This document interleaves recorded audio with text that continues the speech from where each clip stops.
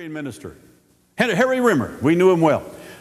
He told the story and wrote a book called Flying Worms, which illustrates the new birth. Here's a little old worm, and he says, oh, I see the birds flying, I wish I could fly. Now, I do this for children, and that worm, I say to him, now, you are a very special kind of worm, and someday you're going to get an urge to do something that you're not used to doing, and you're going to climb up on a tree, and you're going to spin a cocoon or a chrysalis. I called it a cocoon once, and a little boy in camp says, hey, Uncle Wayne, it's a caterpillar that's from a cocoon. This is a chrysalis. He knew more than I did.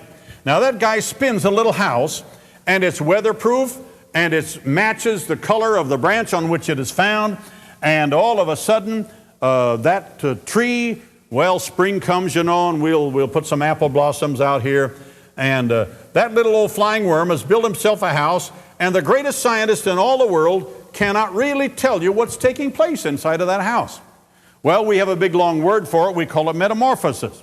And there comes a time when that little old worm that had a spinning wheel on the top of his head now realizes he has a little saw. So he saws a hole in the top and he sort of shimmies out of that suit.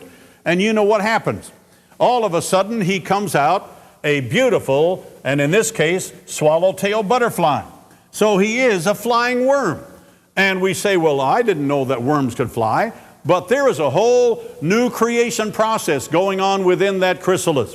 And the same word used, metamorphosis, is the word the Apostle Paul uses when believers are transformed. Now, we do not yet have our new bodies. We're still worms as far as we're concerned. But it's assured because we are complete in Christ and we have our position in Christ. So there is just a simple outline, a simple illustration to show that the new birth is certainly in nature. There is a complete change, a complete transformation in a worm. You remember there's a reference in one of the Psalms concerning Christ. I am a worm and no man. And we think of the worm, a very lowly creature. And yet we can be flying worms. We can pass from death into life.